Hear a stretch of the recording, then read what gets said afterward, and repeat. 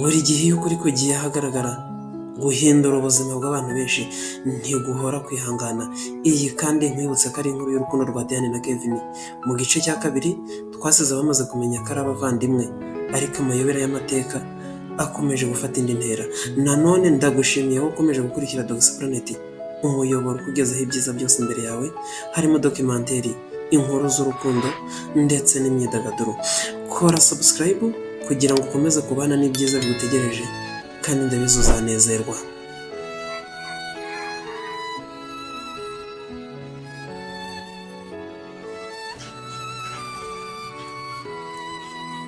Kevin yasohotse mu rugo nyuma yo kumva ukuri kwa se. Mu mutwe we ibintu byose byari uruhurirane. Urukundo rwe, amarangamutima ye, nuko ejo hazaza he hari hahindutse igicuku. Kevin yari arimo kwibaza mu mutima ati, niba ari ukuri Diane ni mushiki wanjye, kuki data atigeze ambwira ibi byose na mbere? Diane nawe yari mu cyumba cyari mu rujijo. Yari yarakunze Kevin atabizi. Yarakomeje kubona ibimenyetso bigaragaza ko ibintu bitari bisanzwe. Yari yicaye mu cyumba yigunze. Diane yibwira mu mutima ati, nkunda Kevin, ariko ibi byose biri kutubaho ndabona bigiye kumpungabanya. Yarebaga ifoto, amagambo ya mama, akumva acitse intege, akibaza impamvu mama we yabimuhishe.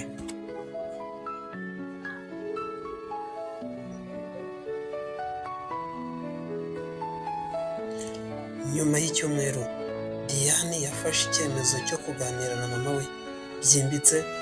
Yahamagaye Kevin amubwira ko bakeneye kumenya ukuri, atari iby'amarangamutima gusa, ahubwo bagombaga kumenya n'ibyerekeye amateka yabo. Bahuriye ku gasozi kari ku kiyaga, aho bahoraga bajya kuganirira mu bihe byabo byiza.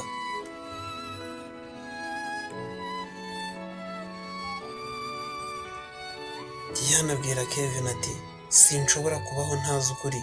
Tujye kubaza ababyeyi bacu,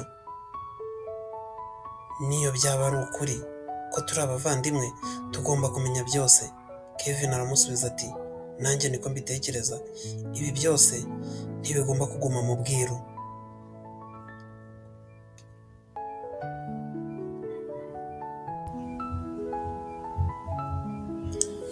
Baravuga ngo abantu basa nta sano. Hari ikintu cyabazagamo kitatumaga bumva ko ari abavandimwe. Bashakaga kumenya neza inkomoko n'itangiriro. Bahereye kuri mama wa Diane. Mama wa Diane yari atuje, ariko umutima we wari urimo ikiniga. Yarabarebye aravuga ati, Kevin na Diane, hari ibintu bikomeye byinshi mu mateka yacu. Ntabwo nari niteguye ko ibi bizagera aha. Mama wa Diane yarakomeje ati, Diane uri umwana wavutse mu gihe cy'urugendo. Papa wawe wo mwita se wa Kevin, twigeze gukundana tukiri bato. Twaratandukanye njya mu kindi gihugu. Iyo nzira niyo yakubyaye Diane. Ariko ubwo ni ukuvuga ko se Kevin ari musaza wanjye? Mama wa Diane yitse umutima aramusubiza ati, ntabwo mbyemeza neza, hari andi makuru nshidikanyaho, kuko nkimara gutandukana na se wa Kevin nahise mpura n'undi mugabo nta cyumweru giciyemo. Birashoboka ko byaba ari ukuri cyangwa ntibibe byo.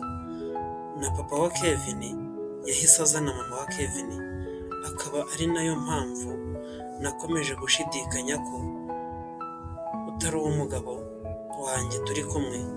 Ubu hari n'andi makuru data wanyu yagize ibanga, ariko icyo nzi cyo ni uko atigeze akwita umwana we mu buryo bwemewe n'amategeko.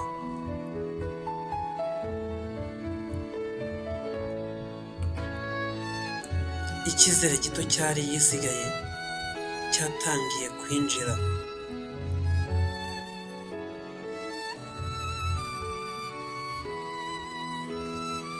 Batangiye kongera kugira icyizere, ariko kiri mu rujijo, kuko babonaga mama wa Diane nawe adasobanukiwe neza niba Diane ari uw'umugabo bari kumwe cyangwa ari se wa Kevin wamuteye inda. Hari icyari cyihishe, icyari cyaratandukanyije Diane na Kevin, nanone ni nacyo cyabahuzaga. Diane na Kevin biyemeje gukora iperereza bashakishije inyandiko z'amavuko, baganira n'ababyeyi ndetse bagana umusaza wari usanzwe ari inshuti y'umuryango wa se wa Kevin kandi akaba n'inshuti ikomeye ya se wa Kevin kuva mu buto, bakaba ntacyo bahishanyaga. Hakaba hari ibaruwa mama wa Diane yandikiye se wa Kevin, ariko se wa Kevin ntiyabyitaho arayimusubiza. Umusaza yaravuze ati ntabwo mbizi neza, ariko iyo baruwa hari igihe yabaga yaramenyeshaga se wa Kevin ko ibyo bakoze havuyemo umwana, cyangwa se akaba yarashaka kumumenyesha ko afite undi mugabo. Umusaza yarababwiye ati mugiye mukareba iyo baruwa, hari igihe haba harimo ukuri mukamenya uko bimeze. Mu gicuku Diane yagiye kureba nyina, yamusabye iyo baruwa. Nyina araceceka, amuha agasanduku kari mu kabati ko hejuru. Diane yakuyemo urupapuro rwanditswe n'amaboko y'umugore wari uremerewe n'amateka. Urwandiko rwari rurimo amagambo avuga ngo iyo ndabuka amaso yanjye mbona Diane, ariko sinshobora kumubwira ukuri, sinshaka ko azamenya ko hari gushidikanya kuri se cyangwa se ku isano ya na se.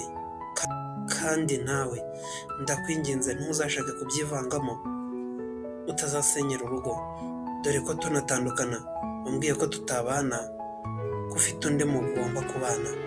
Nkaba nashidikanyaga ko yaba ari uwawe cyangwa atari uwawe, kandi nkwifurije isha n'ihirwe urukundo rwanjye rwa mbere.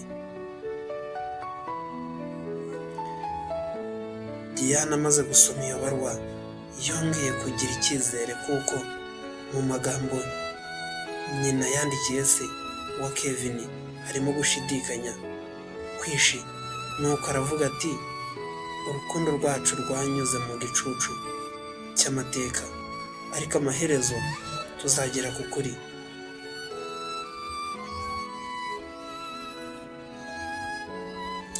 Ese iyi baruwa izahindura byose? Ese Kevin azasanga atari musaza wa Diane? Ese urukundo rushobora kurwana n'ukuri kandi rugatsinda? Ibi byose tuzabikurikirana muri episode ya 4.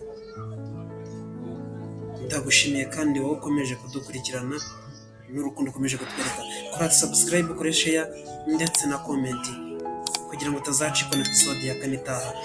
Turabakunda cyane, amahoro y'Imana akomeze kubana namwe. We love you so much.